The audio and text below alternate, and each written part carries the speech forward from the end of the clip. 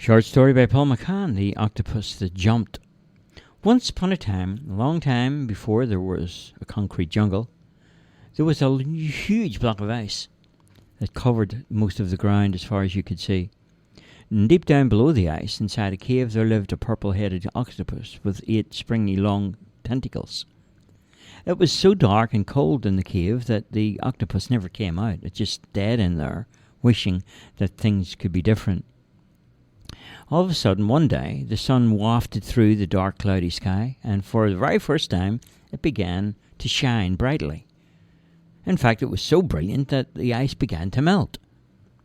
Down in the cave, far below, the purple-headed creature felt a change, and the water was clear, and for the first time, the octopus came out of the cave.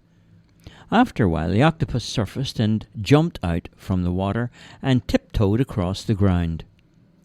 There was now some grass and flowers growing all around. The octopus was so happy to see the colour and new life that it began to pick bunches of the flowers and then brought them back down into its cave, where it started a garden. And day by day the garden grew until it was so big and beautiful that the purple-headed octopus wanted someone to share it with. And so one day it surfaced again and jumped out of the water onto the green grass. The octopus raced along through the country, singing and dancing and looking for a friend. The first thing that it met was a cow in a field, and the octopus said, "Oh, please be my friend and come with me to my garden under the sea." And the cow chewed and mooed. "Oh, I'm so sorry, I can't live under the sea. No, not me, but I can be your friend." The octopus thanked the cow and tiptoed away down through the fields, where it met a sheep. And the octopus said, "Oh, please come with me to my garden. Live with me under the sea. Please say you'll stay and be my friend." The sheep seemed sad and wanted to speak, and it went, "Bah, I'm so very sorry, but you see, I cannot live under the sea, but I will be your friend. Would you live with me?" The octopus looked away, and it lifted up its purple head to say, "I've been making a garden for a year and a day, and it's there that I want to be. I'm at home in the sea, but there's no one but me in a cave, so empty and clean." While the octopus spoke, the sheep fell fast asleep, and the sun ran away from the sky.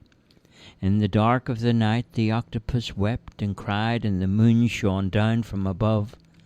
And an owl in the branch of a tree, of a blackthorn bush, wisely it said with a hoot and a toot, "Ho, ho, octopus, tell me, why do you cry? Have you lost your way to the sea?" The purple-headed octopus looked up and wiped his tears away and replied, "There's some company in my cave under the sea, and somebody that I can share my garden with." After a while, the wise old owl gave a smile, and he said, "Ho, ho, I know the person you seek. Come and fly with me to the mountains. Up above there's someone as purple-headed as you." The octopus jumped high, but no matter how he tried, he couldn't fly. He couldn't fly with the owl to the mountain top, and the octopus felt so ashamed because it could not fly that it made a promise to never ever come back again to the surface. And so the purple-headed octopus returned to the sea and slowly made its way back to its cave. And what a surprise the octopus had, for there within the garden, deep down below the sea, was another lonely but beautiful purple-headed octopus.